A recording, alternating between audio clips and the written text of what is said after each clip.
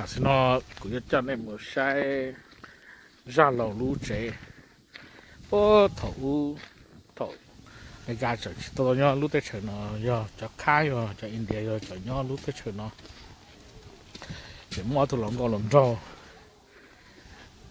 rau đến bây giờ nó chỉ cho ít thôi này rõ mà mua nhẹ không tận thọ lũ rõ nó chỉ nếu tụi tôi thả tàu ít tuần xài rong câu sẽ tuần xài cho chọn nhẹ bớt luôn chỉ lấy chỉ bún nữa chỉ bún tụi tôi thả tuần xài chỉ tụi tôi hết tuần xài cái to đó nó bản nó chỉ cái là ở ra đó nó bản nó cho nên sai nó bản nó bản ra nữa ít lẻ bé mình chạy luôn con nữa mà bé mặc cho nên một sai hổ họ luôn có họ mà lúc bà ra nó mà cái chai nó còn là một mà nó có thể bỏ cho ra mỗi tròn chày lỗ hồn chày tới đa nho hậu lúc bà nó mà thấy mặt nho nó có thay để say để bỏ thì trong cháo thế cho tụi nó có khăn là lọtตัวlúc bà nó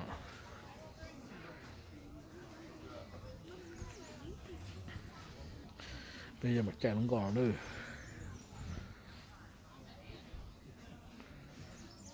thọ có một rồi có sai lúc bà mà nhớ bỏ hậu nó mỗi lô có trông ra lô có trông ra nó nó một đồ sa bố ra tệ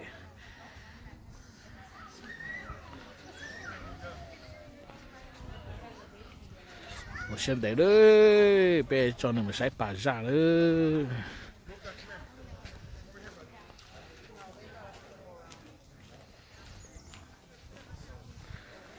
tôi sai lúc bà ra nó sẽ lấy thể câu chỉ đồ là thế mà thêm cái này sai lúc bà ra nó sao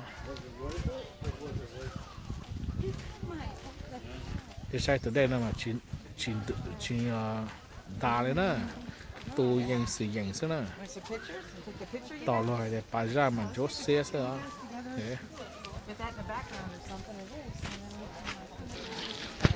nên tôi lên thầu tôi sai sơ chỉ cho phép tôi sai sơ chống sơ nên tôi online tôi sai lúc bà ra nó sơ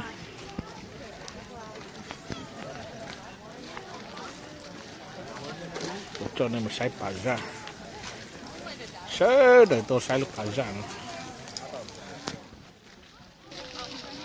sẽ là mà tôi sai bà ra thế tí cho lông mẹ sự lúc chạy mua cho cá mọc cỏ lô này xin nó đừng ta tỏ chạy không có một sai bà ra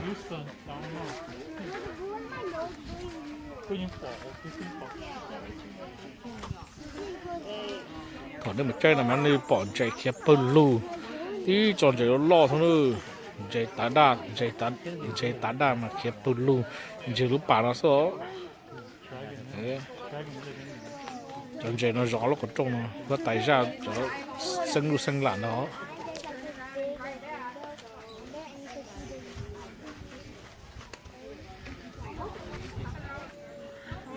nhớ được ít sáng rồi bà ra tê các bạn chỉ tổ để rong nữa nó sai được cứ bỏ trong đông tua cho nó cho thủ cho phân trà nữa nấu ta chỉ nấu đông ta nữa sai mà thế trong đó là rong đông số thế rồi chỉ cho ra cái nữa trong đông nó cứ cái tổ ra này có bỏ đông tua rong nó mà ra bự nó ho sợ nó đâu có sầu nữa sai à ô tao mà cột sợi gió nó sao rồi cái sai rồi tụi đông ra á khẩu kê tụi ra nó này cái hành này á 就洗脚嘛，就起码讲洞口了，多了讲洞了一次，你在前面干了讲洞了多人家是了，头肉讲洞洞口了呢，这谁嘛？这找不到看的呢，给了都好啊呢，好不好？我知道你了，你真是清了，你都包给你很忙嘛，那些包。là yên mỗi con tàu sâu rồi nó cho tàu hay cho soi ra đã được nó nó trâu đánh tới nó là phải cho lúc bàn là nó lần thế tàu lúc bàn nó bớt xong ít sẽ chưa bổ nên cái gì nữa ok lúc bàn ra nó mà cho là lúc spring time mà cho đây nó được sợ họ á to giá đó sống tu ok tôi sợ biết tôi nó nhiều thứ thâu lại biết chỉ bỏ nếu sai chọn đông nữa là bảo lợi thì ra chế ổn đông học ổn đông khó kia tôi cố chi dùng để tôi ra nữa hả tại sao nó cho nó từ small từ nó mà do họ bỏ ra nữa nó sao nó mua ba nó tự nó thế cái sách chúng nó chỉ bảo cho muốn nó tự tập ba nó tự nữa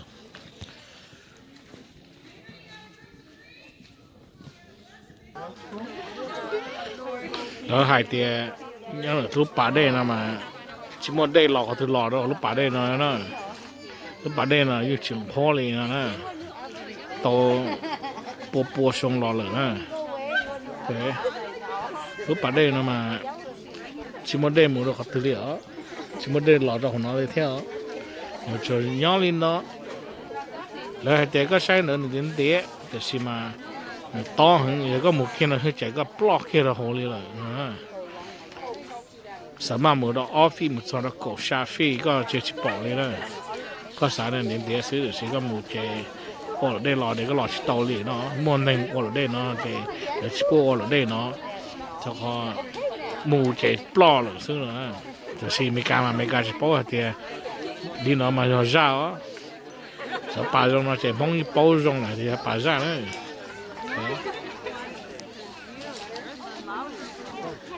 nhớ nó cho ăn nó lại thì lại expo có chú cho họ mua tới lúc khó có chú to để cái block kia là hổ rồi dùng đến đây nó răng cổ có tơ nữa ok là hay nữa mà nó có bé nho có để tung tông nó rất là nó sự để nó lấy số kia nữa we need your help stay on trail be part of the solution to our creation problem erosion oh yeah so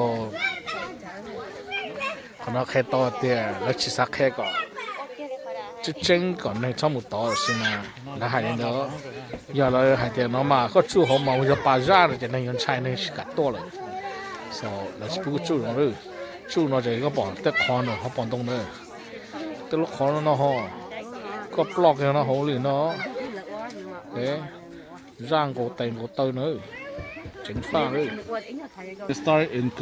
Không có nó thổi lại bù kia, chắc cá lọ kia, giờ tụi lấy rồi nó nè, có nâng gỗ y nữa, lấy chọc cá nữa, giờ lấy ra, tụi on nó cho tụi ra nữa, các bỏ nó, tụi lấy on nó giờ tụi lấy ra nữa, các bỏ đừng khâu lấy tụi ra, muốn to khâu ra nữa. I'm gonna try to do it again.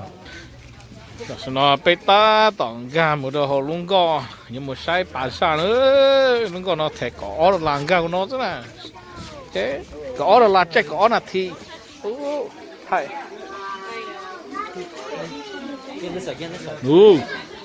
cái bỏ ra tụ ít tụ thang hàng rồi đón dễ nhưng nó ra cho ta hàng rồi đấy ít bỏ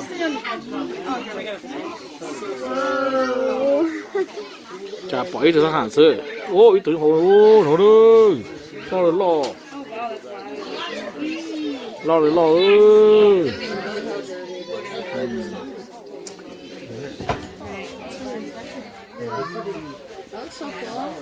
ơi mấy tụ bò học cá này mà còn đi last night, and it didn't last. It lasted until 11 o'clock this morning. So you can't see 晒它很老 see the bottom. You can see all the fish.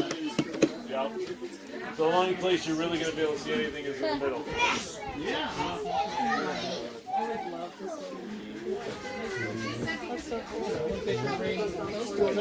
多路风我都做了这，路风碰见。 It's a really high water table.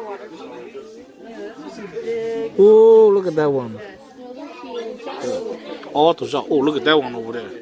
That's a huge one right there. Look at that one. Aunt Lori, you see that? Dòng chạy tới tiền này chạy khé nó, các bọn nó có đun chế là hổ rồi. Nữa, còn đun chế là hổ nữa. To thằng ơi.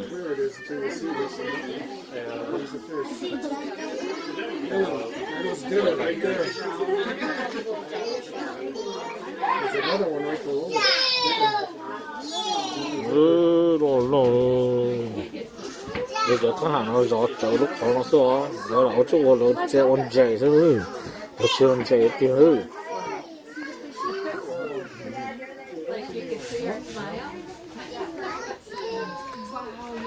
Mù lô.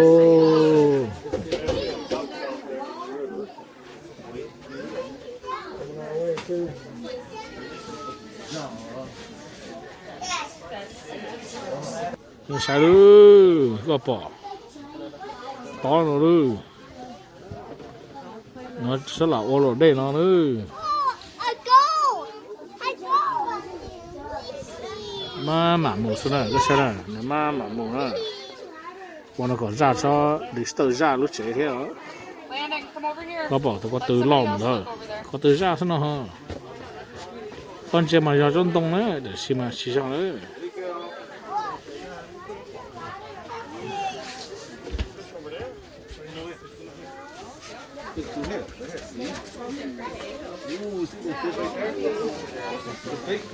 Ôi dồi, ra được hạt trống rồi. Có xây ra cho tao của rồi thế nữa.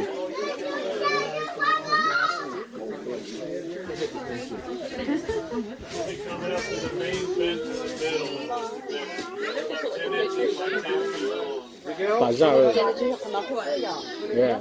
Ở đây nó thằng spring này nó để tàu tôi ra nó sống tôi à. Spring water, yeah. Yeah. Có bỏ lúc khó nó như giòn nó chờ làm béo nó như giòn nó khó ra. Tôi chỉ có một số tế nó mới lúc còn trông thôi. Lúc còn trông.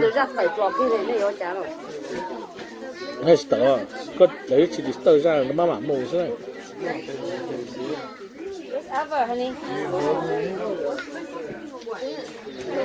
Ra cho thằng Hàn. Ra cho thằng Hàn là hồi đó chạy đa là chạy bá đa đau thôi. Chứ tao nó lo thôi. Tôi tưởng nó là mua thế. Rồi cho nó cho gió lúc có ra nó có bỏ lúc có đun chia hồ. Rồi nó có ra tế.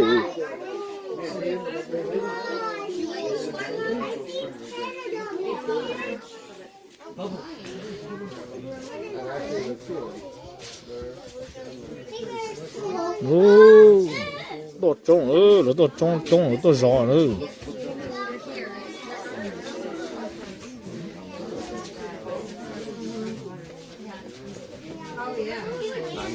Really bubbling? Để nó sụp qua rồi, tôi tự ra con này sụp qua rồi nó sống. Lần thế tao lúc khó ra nó tôi cho ít chết cho bọn nó gì.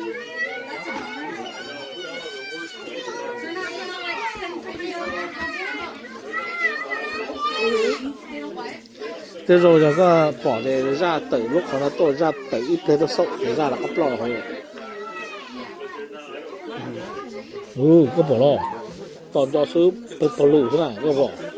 Có bỏ nó lò thứ lò đấy, chứ tôi luôn chạy đau rủ sao có bỏ. Còn đây mà có bỏ ít tu sao nữa. Sẽ tiếp lừa sao mà chạy đau nữa.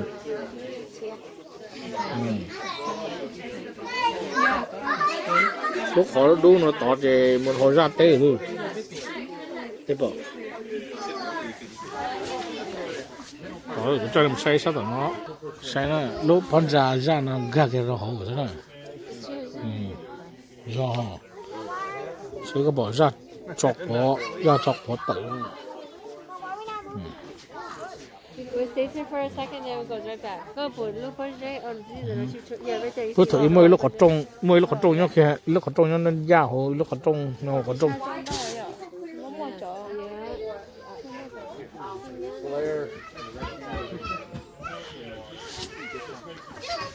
nó sai là nó sai rồi mỗi tụ ọ nhá tụ tỏ mà dùng cái ọ là chỉ có ọ thế ở cho ọ kia mấy ba mươi ọ So what is it? 一般上好蛮大。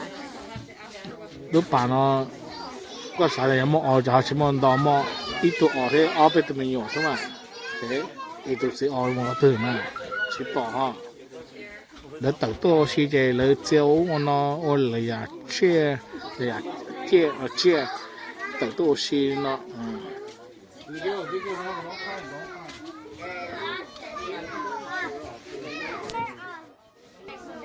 那个绑这种这些打上，那是绑路头，那这种在绑了，热起不的和么绑呀？的热起啥个的绑了，那是绑了了。我找一个在绑着，okay. Yeah, that's a lot of fish right there. Yeah, well, Polaroid, you can see it. It's real polarized. Yeah. Right. Can you see really good? Yeah, you can see it. Don't drop my glasses. Oh yeah. There's more fish down there. Do you see them? That's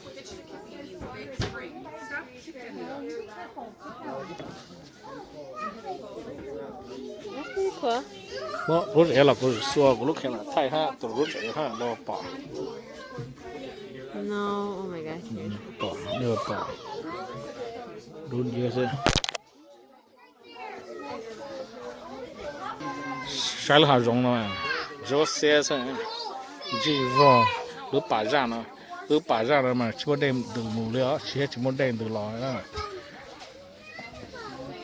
到一波到上那了，都把在那一直好了。我哋也撞到嘛，我到龍哥喺度龍到卡嚟啦，特多先咗啦。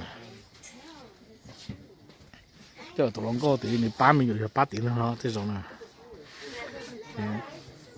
我講那個就包了就包了。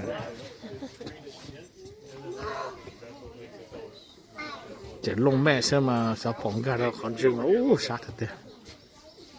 這是手捏包，是手嘛，個龍呢。 Careful, your phone's gonna drop in the water. 这都能够都没有啊，这边啊别人要都能够看怎么有了呢？OK， 你接我啊得多些天浪的后，反正吃饱人你要能等，是不是？OK，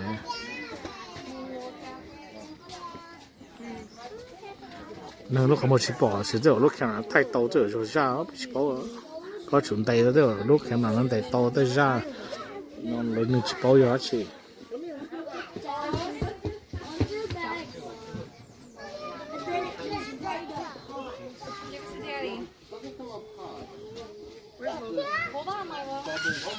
đây cái lò đấy thì cái là sao thì nó lại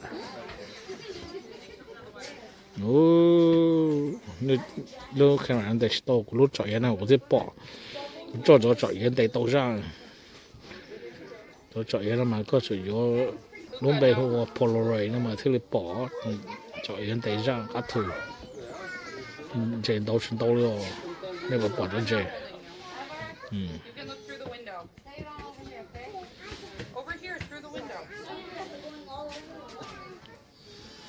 cho trên nó lấy chỉ một thứ đó là rõ trở lúc họ trông sao họ trông ra thôi lấy chỉ một đó